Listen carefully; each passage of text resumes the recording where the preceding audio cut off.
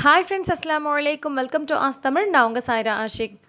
இன்றைக்கி நம்ம ரொம்பவே கிறிஸ்பியான உள்ளுக்குள்ளெல்லாம் பார்த்திங்கன்னா ஜூஸியாக இருக்கிற மாதிரியான ஒரு சூப்பரான ஸ்நாக்ஸ் செய்ய போகிறோம். இது உங்கள் குழந்தைகளுக்குலாம் செஞ்சு கொடுத்தீங்கன்னா ரொம்ப விரும்பி சாப்பிடுவாங்க. அண்ட் இந்த லாக்டவுனில் நிறைய பேர் ரொம்ப ஈஸியாக இருக்கிற மாதிரியான ஸ்நாக்ஸ் எதிர்பார்க்குறீங்க, அதே மாதிரி செலவில்லாத மாதிரியான ஸ்நாக்ஸ் எதிர்பார்க்குறீங்க. ஸோ அந்த மாதிரி நினைக்கிறவங்க கண்டிப்பாக இதை ட்ரை பண்ணுங்கள். அவ்வளோ ஒரு சூப்பரான ஒரு ஸ்வீட்டுன்னு சொல்லலாம். அதே மாதிரியே ஒன்ஸ் இதை செஞ்சிட்டிங்கன்னா ஒரு வாரம் வரைக்கும் வச்சு சாப்பிடலாம். ஸோ எப்படி செய்கிறதுன்னு பார்க்கலாம் வாங்க. இப்போ ஒரு பேன் அடுப்பில் வச்சுட்டு அரை கப் அளவுக்கு சர்க்கரை சேர்த்துருக்கேன். அதே கப்பால் ஒரு கப் அளவுக்கு தண்ணி சேர்த்துக்கலாம். அரை கப் அளவு சர்க்கரை சேர்க்குறோன்னா ஒரு கப் அளவு தண்ணி சேர்க்கணும். தண்ணி சேர்த்து ஒரு 5 நிமிஷம் போல் நல்லா கொதிக்கணும். இந்த சர்க்கரைலாம் நல்லா மெல்ட் ஆகி அது ஒரு பிசுபிசுப்பு தன்மை வருங்க. அது வரைக்கும் இதை நம்ம நல்லா கொதிக்க வைக்கணும். சில ஸ்வீட் ரெசிபீஸ்க்கெலாம் சிறு கம்பி பதம் வரணும், ஒரு கம்பி பதம் வரணும்னு சொல்லுவோம் இல்லையா? இதுக்கு அந்த மாதிரிலாம் எதுவுமே தேவையில்லைங்க. ஜஸ்ட்டு நல்லா கொதித்து அதில் ஒரு பிசுபிசுப்பு தன்மை வரும். அந்த மாதிரி ஒரு தன்மை வந்தோடனே நம்ம ஸ்டவ் ஆஃப் பண்ணிடலாம். அதுக்கு ஒரு 5 நிமிஷம் கொதிக்க விட்டிங்கன்னா சரியாக இருக்கும். இப்போ நான் ஸ்டவ் ஆஃப் பண்ணிட்டேன். பாருங்கள், இது லைட்டாக கையில் தொட்டு இந்த மாதிரி பண்ணும்போது நல்ல ஒரு பிசுபிசுப்பு தன்மை இருக்கும். அந்த ஸ்டேஜ் வந்தோடனே நம்ம ஆஃப் பண்ணிடலாம். இப்போ இதில் ஜஸ்ட்டு ஒரு 2 சிட்டிகை அளவுக்கு கலர் பவுடர் ஆட் பண்ணியிருக்கேன். இது ஆப்ஷனல் தான். வீடியோவுக்கு நல்லா பார்க்க அழகாக இருக்கணுன்றதுக்காக சேர்த்துருக்கேன். நீங்கள் வந்து கலரை வந்து ஸ்கிப் பண்ணிக்கலாம். இப்போ ஒரு பவுலில் ஒரு கப் அளவுக்கு இட்லி மாவு சேர்த்துக்கிறேன். இதுக்கு நமக்கு அரிசி மாவு, உளுந்து மாவு இந்த மாதிரி எதுவுமே தேவையில்லைங்க. ஜஸ்ட்டு இட்லி மாவு இருந்தாலே போதும். ஸோ நீங்கள் நார்மலாக வீட்டுக்கு அரைக்கக்கூடிய இட்லி மாவு எடுத்துக்கோங்க. இட்லி மாவு தண்ணியாக இல்லாத மாதிரி பார்த்துக்கோங்க. கொஞ்சம் நல்லா கெட்டியாக இருந்தால் நல்லது. இது கூட கொஞ்சமாக வந்து ஃபுட் கலர் ஆட் பண்ணியிருக்கேன். நீங்கள் அரைக்கக்கூடிய இட்லி மாவோட ரேஷியோவை பொறுத்து இது சில சமயம் வந்து எண்ணெயில் நம்ம ஊற்றும் போது பிரிஞ்சு போகும். அந்த மாதிரி இருந்துச்சுன்னு சொன்னால் இது கூட வந்து 1 டேபிள் ஸ்பூன் அல்லது 2 டேபிள் ஸ்பூன் அளவுக்கு மைதா சேர்த்துக்கோங்க. மைதா சேர்த்துட்டிங்கன்னா உங்களுக்கு பர்ஃபெக்டாக வரும். இட்லி மாவு மட்டும் வச்சு செஞ்சாலே பர்ஃபெக்டாக வரும். சில நேரங்களில் அது வராது. அந்த மாதிரி ஒரு வேளை வரல அப்படின்ற பட்சத்தில் அது கூட வந்து நீங்கள் அரிசி மாவோ அல்லது மைதா மாவோ சேர்த்துக்கோங்க. எல்லாத்தையும் சேர்த்து நல்லா மிக்ஸ் பண்ணிவிட்டு இந்த மாதிரி ஒரு கவரில் நம்ம இதை ஊற்றிக்கலாம். இந்த மாதிரி டம்ளருக்குள்ளே கவர் வச்சுட்டு ஊற்றும் போது நமக்கு ஈஸியாக இருக்கும். ஸோ அதுக்காக தான் இந்த மெத்தடில் நான் ஊற்றுறேன்.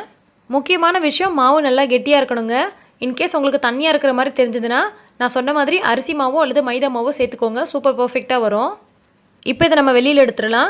பாருங்கள், கொஞ்சம் கூட எங்கேயும் சிந்தாமல் செதறாமல் எவ்வளோ அழகாக ஊற்றிருக்கோம்ல, அதுக்காக தான் நம்ம டம்ளருக்குள்ளே வச்சு ஊற்றணும். இந்த மாதிரி நல்லா டைட் பண்ணிக்கலாம். அப்படி இல்லைனா இது மேலே ஒரு ரப்பர் பேண்ட் கூட போட்டுக்கலாம்.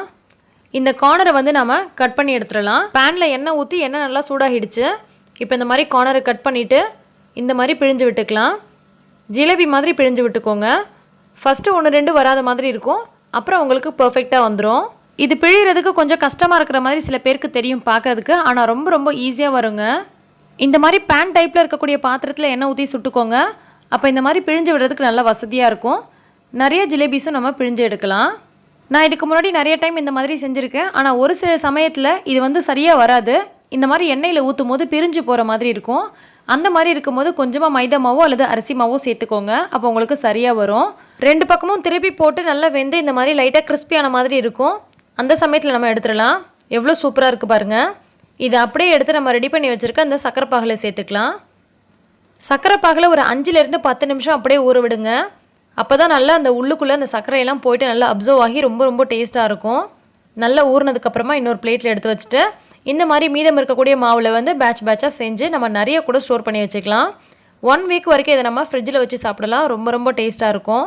பெருசாக எந்த செலவும் இல்லாத, எந்த ஒரு சிரமமும் இல்லாத ரொம்ப ஈஸியான ஒரு சிம்பிளான ரெசிபிங்க. ஆனால் சாப்பிட்றதுக்கு ரொம்ப சூப்பராக இருக்கும். இப்போ நான் இதை உடச்சி காமிக்கிறேன் பாருங்கள். எந்த அளவு உள்ளுக்குள்ளெல்லாம் அவ்வளோ ஜூஸியாக இருக்குன்னு. அப்படியே வாயில் வைக்கும் போது நல்ல மேலெல்லாம் கிறிஸ்பியாக இருக்கும், உள்ளுக்குள்ளே அப்படியே நல்லா ஜூஸியாக இருக்கும். இப்போ இதை லைட்டாக ப்ரெஸ் பண்ணி காமிக்கிறேன் பாருங்கள் எப்படி ஜூஸியாக இருக்குன்னு. ரொம்ப சூப்பராக இருக்குங்க. உங்கள் குட்டீஸ்க்கெலாம் ரொம்ப பிடிக்கும். கண்டிப்பாக இதை நீங்கள் இட்லி மாவில் தான் செஞ்சீங்க அப்படின்றத யாரும் நம்பவே மாட்டாங்க. யாருக்கும் இதை சாப்பிடும்போது தெரியவே தெரியாது. அவ்வளோ சூப்பராக இருக்கும். நிறைய பேர் செலவில்லாத மாதிரியான சிம்பிளாக செய்கிற மாதிரியான ரொம்ப டேஸ்டான ரெசிபியாக கேட்குறீங்க. ஸோ நான் முடிஞ்ச வரைக்கும் நிறைய ரெசிபிஸ் அப்லோட் பண்ணிகிட்டே இருக்கேன். வரக்கூடிய நாட்களில் இன்னும் நிறைய ரெசிபிஸ் வந்து நான் உங்களுக்கு போடுறதா இருக்கேன். கண்டிப்பாக நம்ம சேனலை நீங்கள் ஃபாலோ பண்ணிக்கோங்க.